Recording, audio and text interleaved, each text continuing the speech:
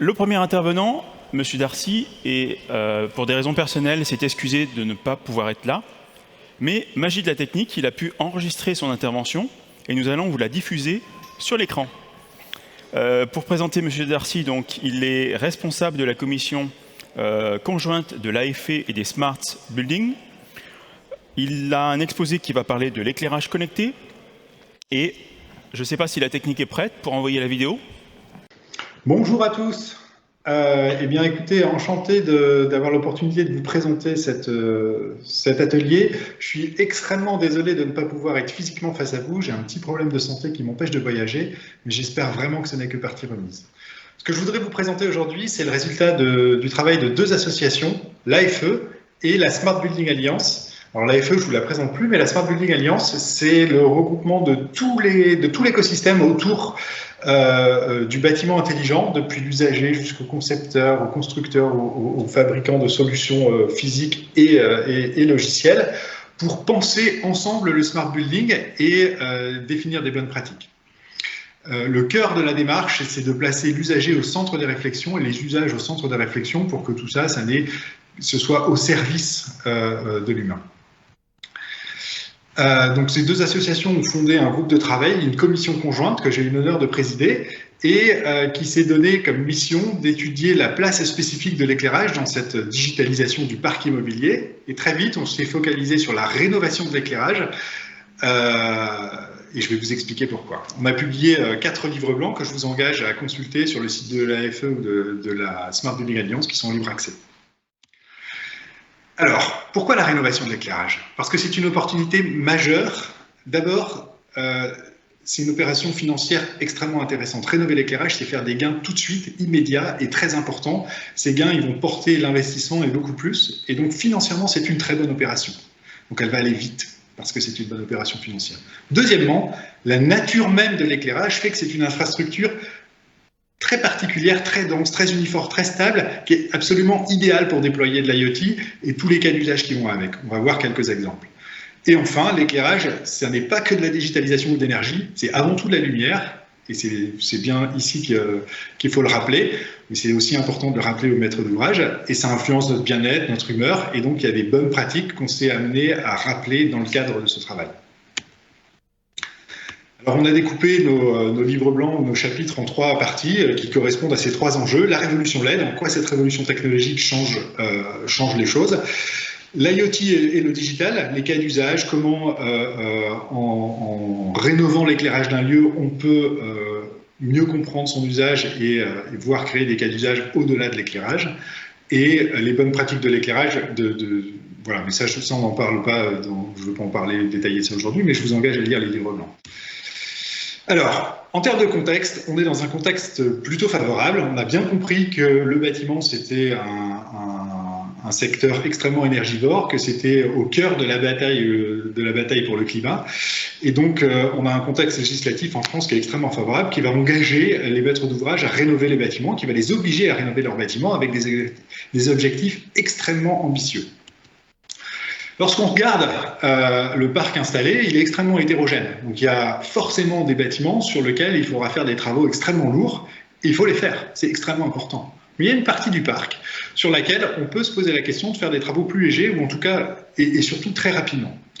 Le décret tertiaire permet d'ailleurs de faire des économies à l'échelle d'un parc et pas seulement à l'échelle de chaque bâtiment. Ce qui est important, c'est de faire des économies globalement.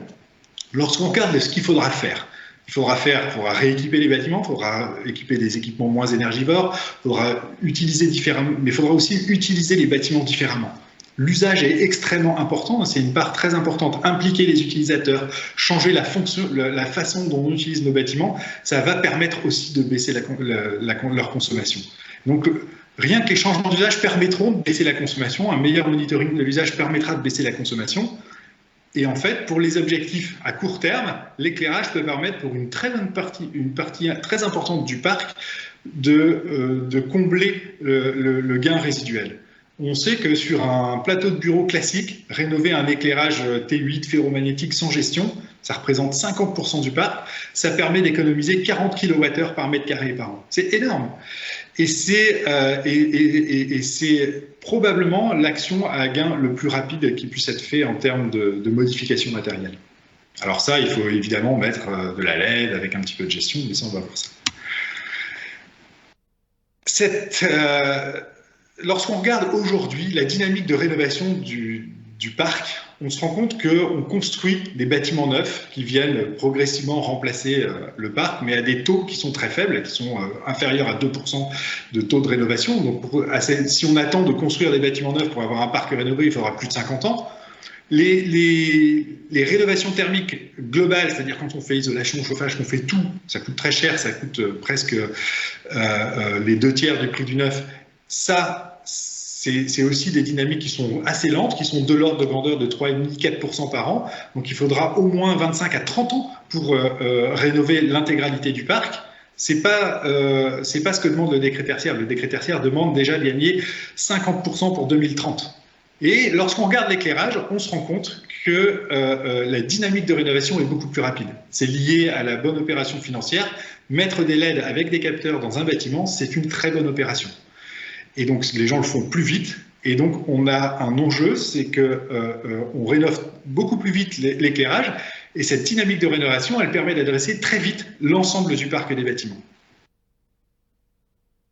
Faire, lorsqu'on parle de la digitalisation des bâtiments, ça veut dire déployer une infrastructure, changer tous les luminaires, mais déployer une infrastructure communicante qui va être équipée de capteurs de présence. On doit mettre un capteur de présence dans tous les espaces pour éteindre quand il n'y a personne.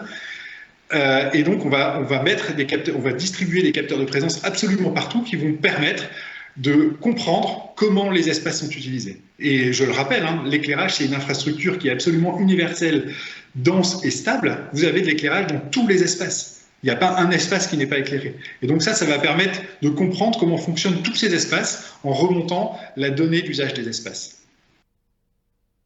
Alors, avant de rentrer dans qu'est-ce qu'on va en faire, pourquoi, qu'est-ce que c'est que cette donnée, on va prendre un peu de recul sur les travaux de la Smart Building Alliance. La Smart Building Alliance a créé un cadre de référence qu'elle a appelé R2S, Ready to Service. Pour qu'un bâtiment connecté soit vraiment interopérable, il faut plusieurs choses. Il faut d'abord distinguer le matériel de la couche de communication, de la couche de service. Ces trois couches sont très importantes et fonctionnellement indépendantes. Les systèmes doivent pouvoir être interopérables entre eux. On doit pouvoir mutualiser des capteurs. La donnée d'un capteur de présence de luminosité doit pouvoir être mise à disposition d'un autre sous-système, par exemple.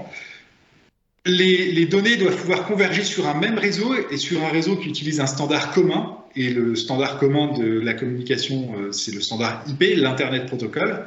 Les données doivent être ouvertes, mises à disposition. Et tout ça, ça doit se faire dans un cadre sécurisé. Donc là, la Smart Building Alliance a vraiment travaillé sur ce cadre de référence qu'elle a transformé en label. Et aujourd'hui, le R2S est un label et il est possible de labelliser un bâtiment pour montrer qu'il respecte bien tous les prérequis qu'il y a derrière. Donc c'est une approche extrêmement pensée et aboutie qui nous a donné un cadre de référence pour définir ce que c'est qu'une bonne digitalisation de bâtiment. Et c'est évidemment tout à fait possible de le faire avec l'éclairage. Alors, on parlait tout à l'heure je vous parlais tout à l'heure des cas d'usage. Regardons un peu dans un bâtiment de bureau. Rénover l'éclairage, c'est mettre des capteurs de présence et de luminosité pour optimiser les consommations énergétiques et le confort. On éteint quand il n'y a personne, on gradue en fonction des apports de lumière du jour. Eh bien, en mettant ces capteurs de présence dans tous les luminaires, en connectant ces luminaires à un système d'information, on va aussi comprendre comment les espaces sont utilisés, savoir si une salle de réunion est occupée en temps réel. On va pouvoir quantifier l'usage, avoir des cartes de chaleur pour savoir quels espaces sont plus utilisés que d'autres, à quel moment de la journée. Et ça va nous permettre de comprendre comment les bâtiments sont utilisés pour optimiser l'usage. En fait, lorsqu'on regarde les bâtiments tertiaires autour de nous, ils sont utilisés en moyenne à 50%. Quand on vient vraiment regarder ce qui se passe, ils sont absolument sous-utilisés. Ça, c'est des stats qui datent d'avant le Covid. Après le Covid, c'est probablement encore pire. Et tant qu'on n'a pas la donnée, on ne peut pas optimiser. Et l'idée, c'est d'optimiser cet usage pour en fait avoir moins d'espace à rénover, parce qu'en fait, on a un gaspillage énorme de ressources dans le fait qu'on sous-utilise nos bâtiments. Je vous propose maintenant d'aller dans un cas d'usage qui va au-delà des capteurs de l'éclairage. Lorsqu'on distribue un système, lorsqu'on rénove l'éclairage, on peut déployer des capteurs qui sont liés au métier de l'éclairage, mais on peut déployer aussi de l'IoT qui sert à autre chose. Donc, rénover l'éclairage d'un bâtiment, ça permet de baisser drastiquement les consommations, mais ça permet aussi, alors je l'ai dit, de comprendre comment les bâtiments sont utilisés. On peut le faire aussi avec un capteur de présence. Mais lorsqu'on a déployé des antennes Bluetooth dans les multicapteurs qui permettent de piloter l'éclairage, eh ben, on va pouvoir aussi avoir des systèmes de localisation en temps réel, des équipements qui sont répartis partout dans l'hôpital. Et donc, de facto, de savoir où est le chariot d'échographie dont un médecin a besoin. Et donc, là aussi, d'augmenter le taux d'usage de ces équipements médicaux qui sont extrêmement coûteux et qui se perdent à des taux que vous n'avez pas envie de connaître dans les hôpitaux du monde entier. Et donc là, les gains sont absolument importants parce qu'on parle d'équipements extrêmement coûteux. Alors, je suis allé un petit peu vite sur les cas d'usage. Ce qu'il faut retenir de ces travaux, c'est qu'en face de nous, on ne s'en rend pas compte parce qu'on baigne dedans dans le métier de l'éclairage, mais cette rupture technologique de la LED, c'est un tsunami. Ça va extrêmement vite. Et donc, ça permet de gagner un ordre de grandeur en termes de rénovation du parc. Ça génère un impact majeur et positif sur une masse très importante avec des gains absolument tangibles. Et j'ai mis cette petite image parce que j'aime rappeler que lorsque vous voyez un robinet ou un tuyau qui fuit, tout le monde a la notion du gaspillage immédiat. Il est temps de rappeler à nos concitoyens, à nos élus, à nos décideurs qu'un luminaire obsolète, c'est un peu comme un robinet qui fuit, c'est un gaspillage et que plus on attend, plus il y a de fuite et il n'y a pas de bonne raison d'attendre. Et donc, on a construit une méthodologie pour aborder la rénovation de l'éclairage. La première d'entre elles, c'est de ne pas faire passer l'éclairage au dernier rang en se disant bah, c'est un point de consommation qui est moins important que le chauffage, puisqu'on va tout faire d'un coup, l'enjeu est plus important. Et donc, il s'agit de voir quel est l'état de votre patrimoine, quelle est la situation de départ, quel est le gain énergétique potentiel. Et pour ça, il faut regarder tout le patrimoine tout de suite. Après, de planifier quelle solution de rénovation pour quel bâtiment, dans quelles conditions, en pensant bien autour des utilisateurs. Si je déploie une solution IoT, comment elle va être mise en place, mais aussi comment elle va être maintenue, qui en est responsable, qui est responsable de la gouvernance des données. Donc on rentre dans le détail. C'est très important d'encadrer et de penser dès le départ cette digitalisation. Et enfin, et c'est probablement le plus important, pour gagner en efficacité, les maîtres d'ouvrage doivent penser de façon industrielle.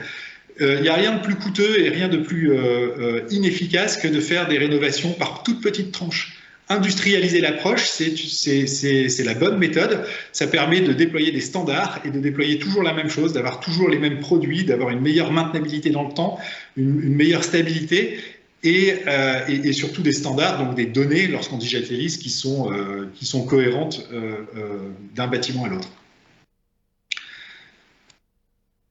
Voilà, j'espère que le sujet vous a passionné. Je suis resté forcément en 20 minutes sur la superficie. Chacun des points est vraiment creusé beaucoup plus en détail dans les livres blancs. Je vous engage vraiment à les lire, ils sont en téléchargement sur les sites web. Et quoi qu'il en soit, je me tiens à votre disposition pour répondre aux questions éventuelles ou pour continuer les travaux.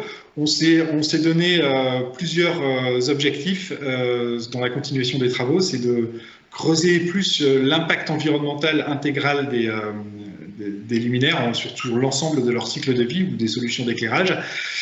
Et notamment l'impact du digital sur la consommation de ces systèmes connectés. Voilà. Merci de votre attention et puis à très bientôt. Et la prochaine fois, je vous le promets en physique. Enfin, j'essaierai. Au revoir.